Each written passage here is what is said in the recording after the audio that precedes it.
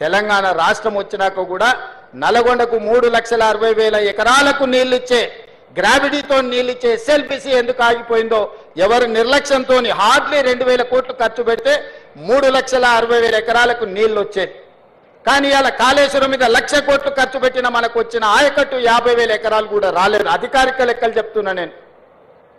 అంటే ప్రభుత్వాల యొక్క ప్రాధాన్యత వల్ల తెలంగాణకు జరిగిన నష్టాన్ని ఈరోజు మనం కల్లారా చూస్తున్నాము.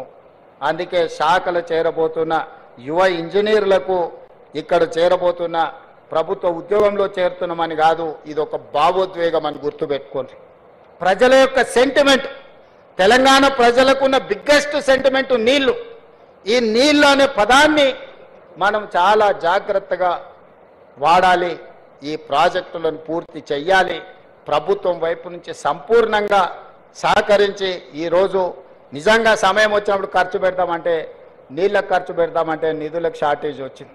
అయినా ఏదో ఒకటి ప్రయత్నం చేస్తాం.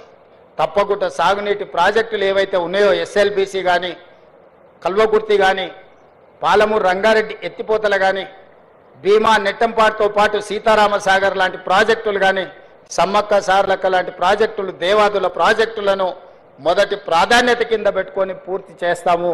దీనికి అందరూ సహకరించాల్సిందిగా ఈరోజు ఉద్యోగంలో చేరబోతున్న వాళ్ళందరినీ మళ్ళొక్కసారి మనస్ఫూర్తిగా అభినందిస్తున్నా.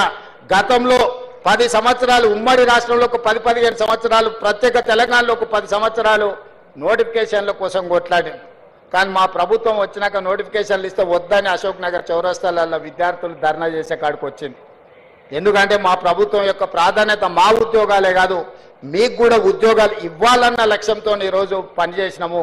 ఈ 14 నెలల్లో మీకు తెలుసు 60,000 ప్రభుత్వ ఉద్యోగ నియామకాలు చేపట్టి దేశంలోనే చరిత్ర సృష్టించినము. ప్రైవేట్లో 1,00,000 ఉద్యోగాలు ఇచ్చినాము. 3,00,000 కోట్ల రూపాయల ప్రైవేట్ కార్పొరేట్ పెట్టుబడులు తీసుకొచ్చినాము. యువత యొక్క విద్య, యువత యొక్క ఉద్యోగాలు మా ప్రభుత్వం యొక్క మొదటి ప్రాధాన్యత. అందుకే ఈరోజు ప్రభుత్వం ఉన్న ఖాళీలన్నిటిని కూడా భర్తీ చేసే బాధ్యత తీసుకున్నాం. ఈరోజు గ్రూప్ 1లో కూడా 563 మంది గ్రూప్ 1 ఉద్యోగులకు ఈరోజు నియామక పత్రాలు ఇచ్చే సందర్భంలో కొంతమంది రాజకీయ ప్రేరేపితమైన పిటిషన్లు హైకోర్టులో వేసి ఉద్యోగ నియామకాలను అడ్డుకుంటున్నారు. 2011లో ఉమ్మడి రాష్ట్రంలో కిరణ్ కుమార్ రెడ్డి గారు నియామకాలు చేపడితే 15 సంవత్సరాలు గ్రూప్ 1 ఉద్యోగాల నియామకాలు చేపట్టలే. ఆనాడు పరీక్షలు నిర్వహిస్తే ప్రశ్న పత్రాలు జిరాక్స్ సెంటర్లలో అమ్ముకున్నారు.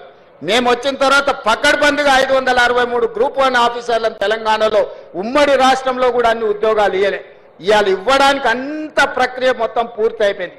కేవలం ఒక ఇనెలిజిబుల్ పర్సన్స్ పోయి ఈరోజు అక్కడ కోర్టులో స్టే తీసుకొచ్చి 563 గ్రూప్ 1 ఉద్యోగాలను అడ్డుకుంటారు. దీని వెనకాల రాజకీయ పార్టీలు, రాజకీయ నాయకులు ఎవరున్నారో మాకు తెలుసు. తొందరలోనే ఆ సమస్యను కూడా అధిగమించి తొందరలోనే గ్రూప్ 1 నియామకాలను, గ్రూప్ 2, గ్రూప్ 3, గ్రూప్ 4 అన్ని నియామకాలను పూర్తి చేస్తాము. ఈ ప్రభుత్వం మీద సంపూర్ణ విశ్వాసం పెట్టి ముందుకెళ్తున్న యువతకు మరొకసారి అభినందన తెలియజేస్తూ ఈరోజు ఉద్యోగాలలో చేరబోతున్న వాళ్ళను మనస్ఫూర్తిగా అభినందిస్తూ వాళ్ళ తల్లిదండ్రుల కళ్ళల్లో వాళ్ళ ఆనందం, వాళ్ళ పిల్లలు ప్రయోజకులైనరు, వాళ్ళ జీవితంలో మార్పు వస్తుంది అని ఏదైతే వాళ్ళ కళ్ళల్లో ఆనందం ఉందో అది మాకు సంతృప్తినిస్తుంది, సంతోషాన్ని ఇస్తుంది. మా బాధ్యత నెరవేర్చే క్రమంలో మీ ఉద్యోగ నియామక పత్రాలు మీకు ఇంటికి పంపించవచ్చు.